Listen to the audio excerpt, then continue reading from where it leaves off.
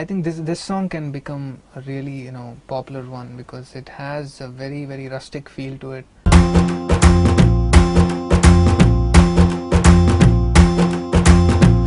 ఎక్కి ఎక్కి ఆడవలేనే ఎడవ మగ పుటక గుండె పెరికినట్టుందే నువ్వే ఎళ్ళినాక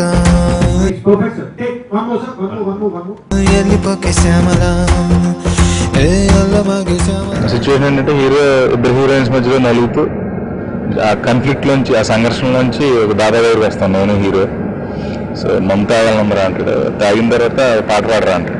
ఎల్లిపోకే శ్యామల ఏ అల్లమాగే శ్యామల నువ్వు ఎల్లిపోకే అస్సలా ఊపిరాడదంట లోపల ఎల్లిపోకే Shyamala.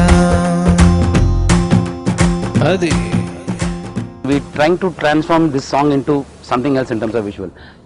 It's going to be hard, raw kind of a thing, not so glamoured or not so raw, something like that. It's going to be in between. ఈ సాంగ్ డెఫినెట్లీ యూత్ కి పాట బాగా నచ్చుతుంది అనుకుంటున్నాను. ఈ సాంగ్ రాసింది రామ్ జోగే గారు.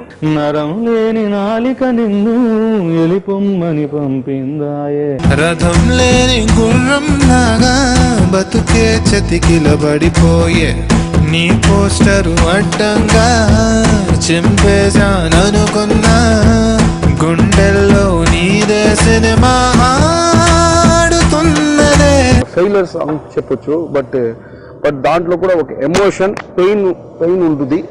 బట్ సేమ్ టైం ఒక ఫ్రస్ట్రేషన్ తో ఒక డాన్స్ ఉంటుంది కదా, సో ఆ టైప్ మూడ్ లో ఈ సాంగ్ వెళ్తుంది. ప్రాణాన్నే పట్టకారేసి పట్టేసి నీతో పట్టుకుపోమాగే. పాటలో ఒక ఆత్మ ఉంటుంది, బాధ నొప్పి ఇలాంటి విషయం అయినప్పుడు డెఫినెట్గా ఆ పాట రీచ్ ఎక్కువగా ఉంటుంది. ఎందుకంటే ప్రతి వాళ్ళు ఏదో ఒక సందర్భంలో వాళ్ళ జీవితాల్లో ఇలాంటి ఒక బాధని పెయిన్ అనుభవించి ఉంటారు. స్విచ్ చేస్తే ఎలిగేదా ఉఫ్ అంటే ఆరేదా ఊపిరిలో మంటల్లే నీ ప్రేమే ఉన్నదే. నేను రాసిన పాట మొత్తం ఒక ఎత్తు, ఆయన అన్న ఒక మాట ఒక ఎత్తు. అంటే that shows the difference gravity of the situation. గెలిచేసి నన్ను వదిలేసి చీకటైన కోటలాగా నేను కోటలా ఉన్నాను, నువ్వు వచ్చావు నన్ను గెలుచుకుని నన్ను ఏలకుండా వదిలిపెట్టి వెళ్ళిపోతున్నావు. గెలిచేసి నన్ను వదిలేసి చీకటైన కోటలాగా చెయ్యమాకే నువ్వు వెళ్ళిపోకే శ్యామల నువ్వు వెళ్ళమాకే శ్యామల ఏమి బాగలేదే లోపల నువ్వు వెళ్ళిపోకే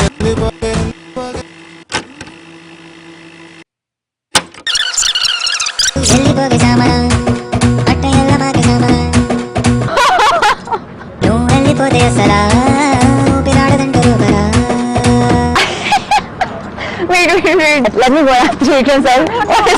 Working with Vikram sir, I don't know. I have heard about Vikram sir before. I have seen some of his movies because he is such a simple person and he is one of the most renowned and the best script writers in the Indian film industry itself. అంటే అక్షరం, ఆ అంటే ఆణిముత్యం. ఆణిముత్యం ఎవరో కాదు, నేను ముద్దుగా స్వామి అని పిలుచుకునే త్రివిక్రమ్ గారు. ప్రతిసారి ఆశ్చర్యపరుస్తూ ఉంటారు.